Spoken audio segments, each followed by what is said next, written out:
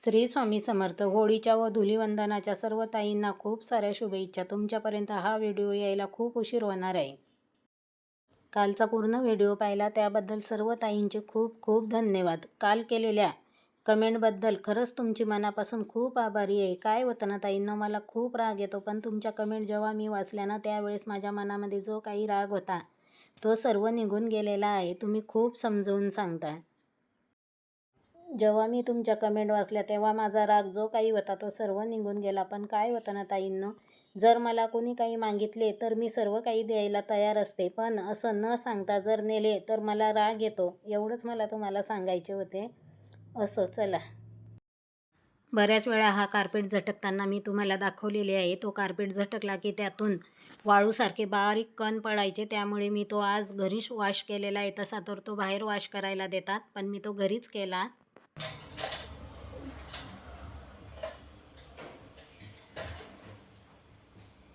कंगवे धुतले, देवाची माळ पण धुवून काढली, देवाचे ड्रावर सर्व आवरलेले आहे, जे सामान टाकून द्यायचे आहे ते पण सगळे काढलेले आहे.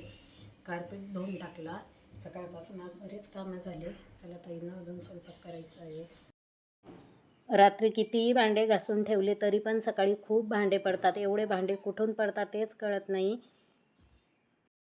आज घरामध्ये पीठ शिल्लक नाही आहे, त्यामुळे मी घरची जी गिरणी आहे त्या गिरणीमध्येच दळण टाकलेलं आहे. आणि तुम्हाला तर मागेच सांगितलं की गिरणी मी आता ड्राय बाल्कनीमधून टेरेसमध्ये आणलेली आहे.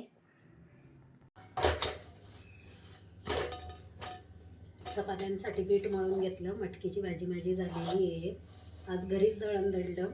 दळण मला द्यायचं आहे, पण पीठ संपलेलं होतं, त्यामुळे मी आज घरीच दळून घेतलं. छान गहू आणलेले आहेत. विकतचे गहू आहे, घरचे गहू संपलेले आहे, तुम्हाला तर सांगितलेलंच आहे. गेल्या वेळेस अजिबात गहू चांगले नव्हते. पीठ मळताना सुद्धा असं तुटून जायचा. भाकरीचा कसा उंडा तुटतो तसा, पण हे छान आले. काय माहिती कसे मिळाले ते. चपात्या पण खूप छान येणार आहे याच्या. अजिबात काही वाटलं नाही पीठ मळताना. पण असे चिकट गहू असले म्हणजे पीठ मळताना कळतं चिकट गहू आहे की कसे कसं येतं. त्याच्यावरती चपाती पण छान येते. मागच्या वेळेस चपाती लाटायला गेलं की पूर्ण अशी काठानी कडेकडेने चपाती अशी उकलायची, चिरा पडायच्या तिला.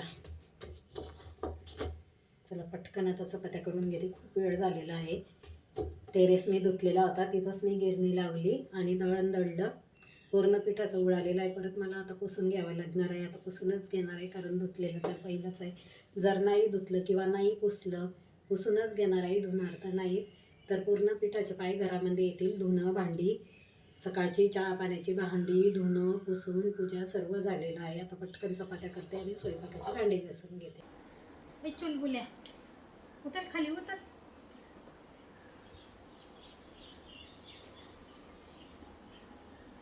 उतर खाली. छान ऊन तापलेलं आहे. उन्हाळ्याचे लवकर कपडे वाळतात. 1 ते 1.5 तासामध्ये कपडे वाळायला टाकले की लगेच वाळून जातात. सर्व कपडे काढून घेतले. सकाळी बेडशीट धुतलेले होते ते पण छान वाढले, ते पण काढून घेतले. देवघरामध्ये जो कळस आहे त्या कळसाला जी मी माळ घालते ती माळ पण खूप मळलेली होती. माळ, कंगवे हे सर्व मी गरम पाण्यामध्ये भिजत घातलेले होते. ब्रशने घासल्यानंतर खूप छान निघालेली माळ पण आणि कंगवे पण. बेडशीट पण मी कोमट पाण्यामध्ये भिजत घातलेले होते. कोमट पाण्यामध्ये जर आपण मळालेले टावेल, बेडशीट असे भिजत घातले तर ब्रशने घासल्यानंतर ते खूप छान निघतात. हे तर बऱ्याच ताईंना माहिती पण असेल. आता मी तुम्हाला डायरेक्ट संध्याकाळी भेटत आहे. दिवसभर घरामध्ये जे काही छोटे मोठे कामं असतात ती आवरली. संध्याकाळच्या स्वयंपाकामध्ये केलेली आहे साधी सिंपल मशरूमची भाजी. मशरूमच्या भाजीमध्ये कोथिंबीर, जिरं, मोहरी, लसूण आणि मिरची पावडर याची फोडणी दिलेली आहे. मशरूमची भाजी दुसऱ्या एका भांड्यामध्ये काढून घेते आणि त्याच कढईमध्ये मी बनवणार आहे ताकातले बेसन. तुम्ही कधी खाल्लेले आहे का ताईंनो ताकातले बेसन? ताकामध्ये सुद्धा बेसन बनवतात. ज्या ताईंना माहिती नसेल त्यांना सांगते, खूप छान होतं. तुम्ही पण ताकातले बेसन बनवून बघा, खाऊन बघा, खूप छान लागतं. त्यासाठी मी घेतलेली आहे हिरवी मिरची कट करून, जिरं, मोहरी, लसूण आणि कोथिंबीर. हे बेसन आपण लाल मिरची पावडरमध्ये किंवा हिरव्या मिरचीमध्ये केलं तरी चालतं. बेसन बनवण्याच्या पद्धती पण खूप वेगवेगळ्या आहे. जिरं, मोहरी, कांदा, लसूण हे तर सर्वच बेसनामध्ये घालतात, पण काही ठिकाणी अख्खे शेंगदाणे आणि टोमॅटोसुद्धा बेसनामध्ये वापरतात. माझ्याकडे दही शिल्लक होते, त्याच दह्यामध्ये मी बेसन ॲड करून गरम पाणी ओतलेले आहे आणि ते मिश्रण फेटून घेऊन पूर्ण त्याचा एकजीव केलेला आहे. तेल पण कढईमध्ये छान तापलेलं आहे. त्यामध्ये जिरं, मोहरी, लसूण आणि एक छोटासा कांदा कट करून घेतलेली हिरवी मिरची छान परतून घेणार आहे.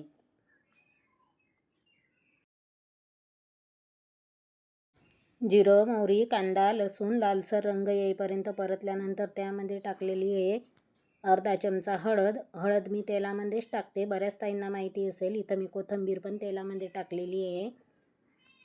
सर्व मिश्रण एकत्र परतल्यानंतर त्यामध्ये जे मिश्रण दही आणि बेसन एकत्र केलेलं होतं ते टाकून दिलं. वरून चवीपुरते मीठ टाकले आणि बारीक गॅसवरती आपल्याला बेसन चांगले शिजवून घ्यायचे आहे. आपल्याला पातळ पाहिजे किंवा घट पाहिजे याच्यावरती आपण पाणी टाकायचे आहे. मी थोडे पातळ करणार आहे, त्यामुळे मी पाण्याचा वापर इथं जास्त केलेला आहे. तुम्हाला जर घट करायचे असेल तर तुम्ही पाणी कमी टाकायचे. अर्ध कोथिंबीर मी फोडणीमध्ये घातलेली होती आणि जी अर्धी कोथिंबीर माझ्याकडे शिल्लक आहे ती पण मी वरून टाकून दिली. माझ्याकडे जे दही होतं त्या दह्यामध्येच मी बेसन केलेलं आहे. तुमच्याकडे जर ताक असेल तर तुम्ही ताकामध्ये केलं तर खूप छान होतं. जोरात म्हण. Happy Holy. तुला पण हॅपी होली. कुठं चालले सांग की? स्कूलमध्ये चालले. मी आता रांगोळी काढते. तू कुठं चालले? स्कूलमध्ये चालले.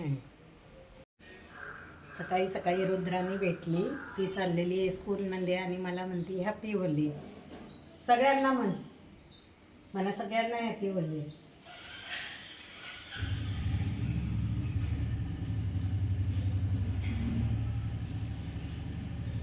सकाळी सकाळी मी उंबरठ्याला हळदीचे लेपन करण्यासाठी बाहेर आलेली होती आणि रुद्रानी निघालेली होती स्कूलमध्ये. तिच्यासोबत 2 ते 3 मिनटं गप्पा मारल्या आणि मी परत माझ्या कामाला लागलेली आहे. उंबरठा स्वच्छ पाण्याने धुवून घेतला, पुसून घेतला. त्यानंतर मी केलेले आहे हळदीचे लेपन. हळदीच्या लेपनामध्ये मी काय टाकते ते पण बऱ्याच वेळा मी सांगितलेले आहे.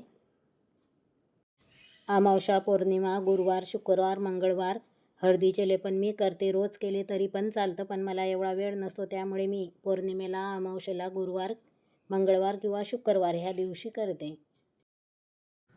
आज पौर्णिमा असल्यामुळे घरामध्ये बरेच कामं आहेत. मी काय काय करते ते पण तुमच्यासोबत शेअर करते ताईंनो. पुढे तुम्ही बघा, कुठेही स्किप न करता पूर्ण व्हिडिओ बघा.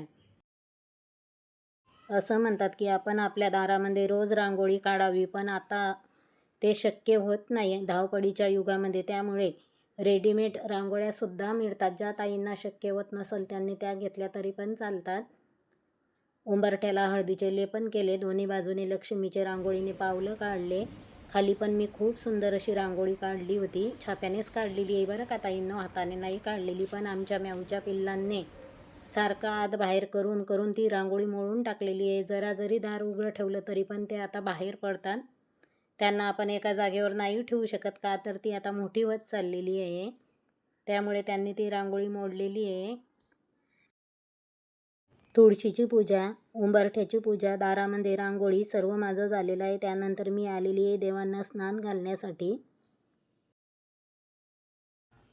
देवघरामधले सर्व देव बाहेर काढून घेतले. देवघर स्वच्छ पाण्याने पुसून घेतले. देवघरामध्ये जे वस्त्र टाकलेले होते ते सुद्धा काढून घेतले. नवीन वस्त्र टाकलेले आहे. त्यानंतर कळसातले पाणी बदलले. कळसाचा तांब्या स्वच्छ घासून घेतला, भरून घेतला. त्यावरती स्वस्तिक काढले. हळदी, कुंकू, अक्षदा, 1 रुपयाचे नाणे, सुपारी हे आपल्याला आपल्या देवघरामध्ये जो आपण कळस भरतो त्यामध्ये टाकायचे आहे. सर्व ताईंना मला एक सांगायचे होते, आतापर्यंत मी देवांना आंघोळ घालायची आहे किंवा देवांना आंघोळ करायची हा शब्द वापरत होते, पण शास्त्रामध्ये तसे सांगितलेले नाही. ज्यावेळेस एखाद्या व्यक्तीचा अंत्यसंस्कार करून आपण घरी येतो तेव्हा आंघोळ करायची हा शब्द वापरतात. देवांना जर आंघोळ घालायची असेल तर देवांसाठी तो शब्द वापरायचा नाही, देवांना स्नान करायचे हा शब्द वापरायचा, असं शास्त्रामध्ये सुद्धा सांगितलेलं आहे. बऱ्याच ताईंना याविषयी माहिती असेल तर त्यांनी नक्कीच कमेंटमध्ये सांगा. मला पण आतापर्यंत हे माहिती नव्हतं, त्यामुळे मी तुमच्यासोबत ती गोष्ट शेअर केली. चला असो, देवाची पूजा माझी झालेली आहे आणि जो धनलक्ष्मी कुंचन आपण भरतो तो कुंचन भरताना लक्ष्मीचे जे स्तोत्र असतात ते आपल्याला म्हणायचे आहे, कारण ती लक्ष्मीची सेवा आहे. बऱ्याच ताई ही सेवा करत पण असतील. घरामध्ये असा सणसूद असला की कामांना खूप वेळ होतो, तसाच मला सुद्धा झालेला आहे. इथून पुढं अजून बरेच पुढचे कामं पडलेली आहे आणि आज सण असल्यामुळे स्वयंपाकाला सुद्धा खूप वेळ लागणार आहे. बऱ्याच ताईंची स्वयंपाकाला सुद्धा सुरुवात झालेली असणार आहे, पण माझं अजून काहीच नाही बरं का ताईंनो. आता माझी पूजा झाली, आता इथून पुढं स्वयंपाकाला सुरुवात करते. ह्या व्हिडिओचे मी 2 भाग केलेले आहे. इथून पुढचा भाग तुम्हाला उद्याच्या व्हिडिओमध्ये बघायला मिळणार आहे.